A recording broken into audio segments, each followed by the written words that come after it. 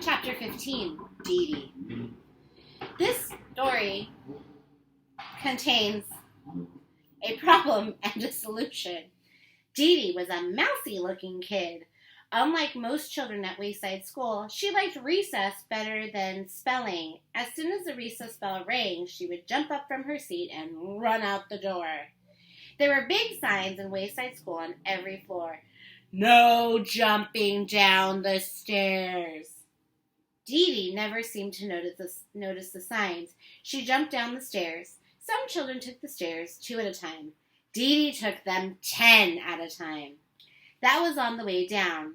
It was funny. She never seemed to be in quite the same hurry on the way back up. There was another sign at Wayside School. No cutting across the grass. Dee Dee must not have ever seen that one either. She cut across the grass and ran up to Louis, the yard teacher. I want a green ball, Dee Dee said. The green balls were the best. I'm all out of green balls. Okay, then I want a red ball, said Dee Dee. The red balls were just about as good as the green balls. They didn't bounce as high, but actually sometimes you don't want a ball to bounce too high. I'm all out of red balls too. Do you have anything left? Said Dee Dee. Dee Dee meant anything besides the yellow ball. There was one yellow ball at Wayside School, and Louis was always trying to get rid of it. It didn't bounce, and it never went the way it was kicked. Anything at all? Asked Dee Dee. Well, today is your lucky day, said Louis. I have one ball left just for you, the one and only yellow ball. No thanks, said Dee Dee. Aw, come on, take it. Why don't you ever have any green or red balls? Asked Dee Dee. Well, I do, said Louis. But the other children ask first, and by the time you get out of here, they're all gone. But that's because I have to come all the way from the 30th story. How do you expect me to compete with the kids from the first or second? She asked. Well, that's why I saved you the yellow ball, said Louis. Everybody wanted it, but I saved it just for you. I bet, said Dee Dee. She took the yellow ball and bounced it on the ground. It stopped dead with a thud. She stepped back, ran up, and kicked it. It went backwards over her head. She didn't bother chasing it. Instead, she played hopscotch with Jenny and Leslie. She thought it was disgusting. The next day, Dee Dee asked Mrs. Jules if she could go to recess early. Why? Asked Mrs. Jules. So I can get a green ball before Louis gives them all away, said Dee Dee. I'm glad you have a good reason, said Mrs. Jules. Yes, you may go, but first, spell Mississippi for me. Spelling was not Dee Dee's best subject. By the time she got it right, she was 5 minutes late for recess. She jumped down the stairs, cut across the grass, and ran up to Louis. There were no green balls left. There were no red balls left either. However, there was still the yellow ball. Dee Dee played jump rope with Joy and Mauricia. It was no better than hopscotch. So Dee Dee's problem was to figure out a way to get a green ball, or at least a red ball. You already know that this story also contains a solution. Dee Dee figured it out. See if you can too. Remember everything you know about Dee Dee, Wayside School, and Mrs. Jules. Hint. The next day, Dee Dee brought a cream cheese and jelly sandwich, some nuts, and shredded cheese in her lunchbox. Here's what happened. Just before recess, Dee Dee smeared the cream cheese and jelly all over her face. Then she stuffed her mouth with nuts and hung the shredded cheese from her nose. When she closed her eyes, she looked just like a dead rat. Todd was in on the plan.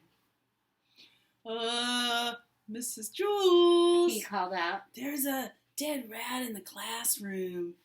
Mrs. Jules was very put out. I want that dead rat outside immediately. When Mrs. Jules said immediately, she meant it. Dee Dee instantly found herself outside on the playground. I want a green ball, she said. Louis pretended he hadn't heard her. May I please have a green ball? Asked Dee Dee. Louis gave her a green ball.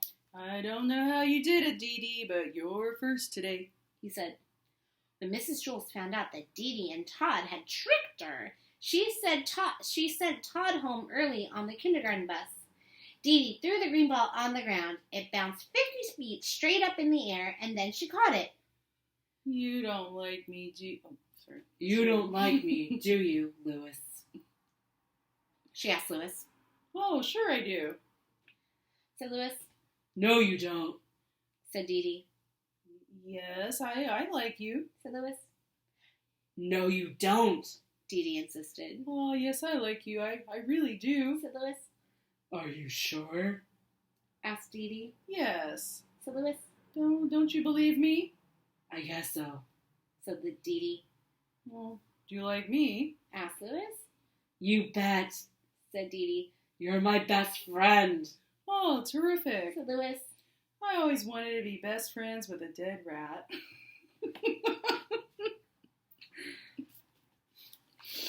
Oh, let's take a look at Dee Dee.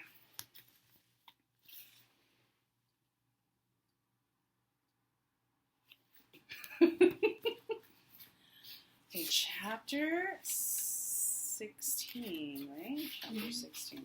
This book is really falling apart. I'm going to tape it up. DJ.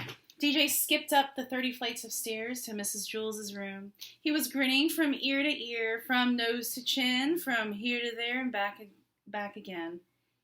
Hey, DJ, Todd shouted. Glad to see you. Todd was a pushover for smiling faces. Mrs. Jules heard him. She began to write Todd's name on the board under discipline. But when she saw DJ smile, she put down the chalk. Oh, good morning, DJ, she said. What are you so happy about? DJ grinned and shrugged his shoulders. Mrs. Jules smiled. Damien looked at the smile on Mrs. Jules's face, then at Todd's, and finally at DJ's. Then Damien smiled too. His smile was almost as big as DJ's. They were best friends. Once they saw the two of them smiling, the rest of the class couldn't help but smile. Rondi had a very cute one due to her 2 missing front teeth. Nobody had an ugly smile. Jason came to school late. He was very upset, but the first thing he saw was Damien's smile, and he felt a little bit better. Then he saw Rondi's toothless grin, and he even began to smile a little himself. But when he saw the piano on DJ's face, he fell laughing onto the floor. Everyone started to laugh, even Kathy, and she hardly ever laughed except when someone hurt him or herself. The whole room seemed to be laughing, not just the people in it. The blackboard chuckled, the ceiling snickered, the desks were jumping up and down, and the chairs were slapping one another on the back. The floor was very ticklish. It laughed until the walls turned purple. The wastepaper basket started to sing, and all the pencils stood up and danced. Finally, things began to settle down. Mrs. Jules wiped her eyes and said, DJ, why don't you tell the class why you are so happy? At least let us know what we are all laughing about. But DJ just kept on smiling. Oh, come on, DJ, said Dee Dee. Tell us. DJ didn't say a word. He couldn't. His mouth was stretched out of shape. Let me guess, said Ron. If we guess right, will you tell us? DJ nodded his head. His smile began to hurt his ears. Everyone took one guess. Have you been swimming? Is it your birthday? Are you in love? Did you get a green ball? Nobody guessed right. At recess, DJ was still smiling. Louis, the yard teacher, called, Oh, hey, DJ, come here. They walked to the far corner of the playground where they were alone. Oh, what's up, DJ? Louis asked. DJ just smiled. Oh, come on, DJ, you can tell me why are you so happy? DJ looked up at him and he said, You need a reason to be sad. You don't need a reason to be happy. Oh, DJ, as this book has fallen apart. This well-loved book.